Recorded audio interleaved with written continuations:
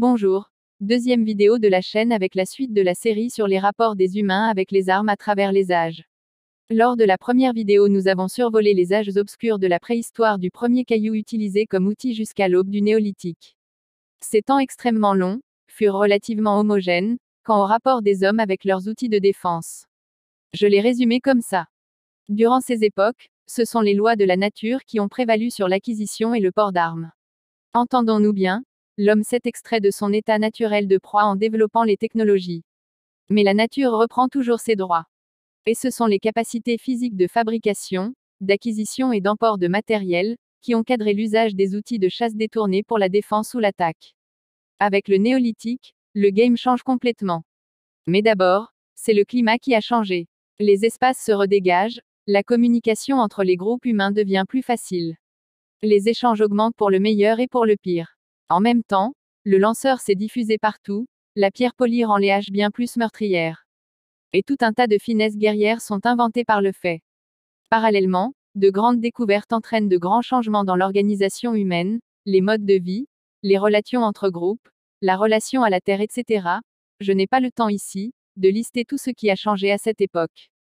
Entendons-nous encore bien, la révolution néolithique ne s'est pas passée comme une mise à jour, mais plutôt comme une tache d'huile qui s'étend dans de l'eau. Les deux modes de vie ne se mélangent pas, ils se font concurrence puis se remplacent. Alors, quoi de nouveau? Eh bien, tout en fait. L'évolution de la marave est telle que l'on doit innover. D'abord, les technologies ont évolué obligeant les groupes humains à apprendre à mieux s'organiser. En effet, au plus les armes de jet sont précises, au plus il faut s'organiser, inventer de nouvelles tactiques. Au plus ces mêmes armes deviennent puissantes, au plus il faut développer des contre-mesures pour en éviter ou réduire leurs effets. Mais ces évolutions sont encore extrêmement lentes.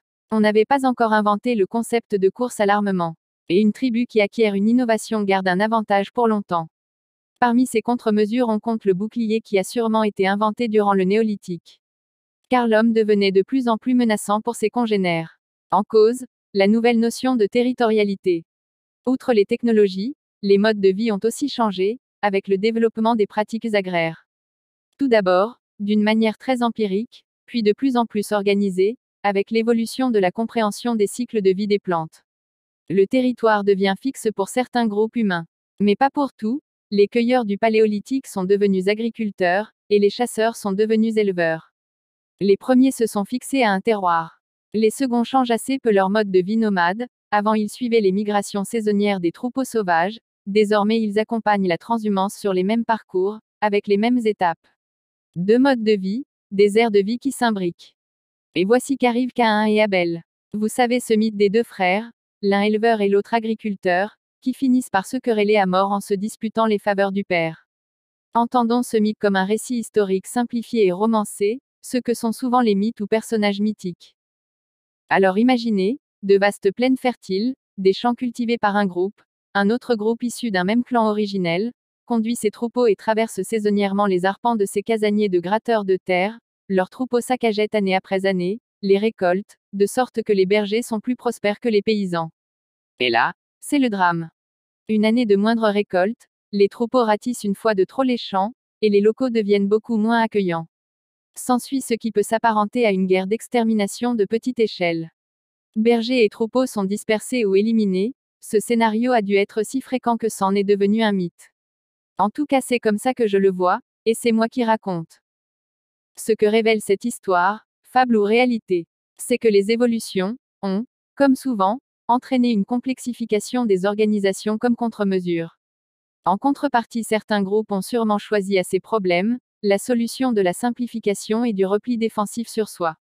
Ces différentes adaptations impliquent toute une plus grande organisation à l'intérieur des groupes, une accélération de la spécialisation, la création ou le perfectionnement de mesures d'alerte et de mobilisation d'urgence.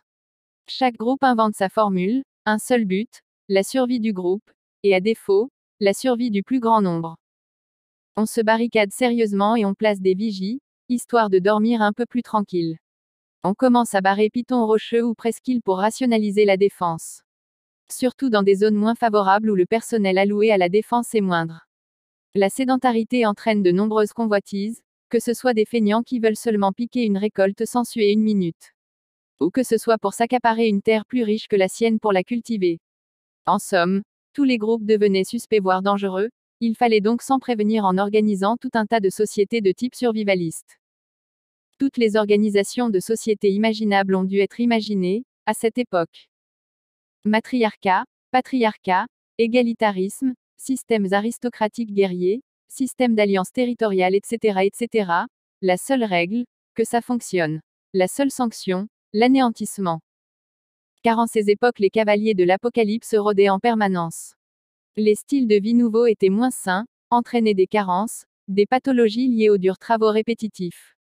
La constitution moyenne des hommes s'affaiblit, on constate une diminution de la taille moyenne, de nouvelles maladies apparaîtront avec la promiscuité des animaux domestiques. Les humains croissent en nombre mais sont en moins bonne santé. La faim n'était pas non plus écartée, une mauvaise récolte, un incide climatique et la famine s'abat immédiatement. La guerre telle que nous la concevons ne devait pas vraiment exister, cela devait plutôt être l'empire de l'escarmouche, avec des blessures mais peu de morts immédiates. Et oui, à l'époque, une blessure entraînait régulièrement la mort, mais quand même moins qu'on ne l'imagine. Les conséquences n'étaient pas la conquête ou l'asservissement, mais plutôt la disette ou l'errance pour les vaincus. C'était déjà, vae victus, même si le latin sera pratiqué que des millénaires plus tard. En ce qui concerne l'individu, peu de choses ont changé. Il porte toujours ce qu'il est capable de transporter. Mais maintenant il peut conserver chez lui des armes un peu plus spécialisées pour certaines occasions. Bien oui, on ne devait pas se balader au quotidien avec un bouclier et une lance lourde sauf si vous faites partie d'une caste guerrière. Mais il ne semble pas qu'à cette époque il y ait eu des différences notables entre les hommes quel que soit leur statut dans la tribu.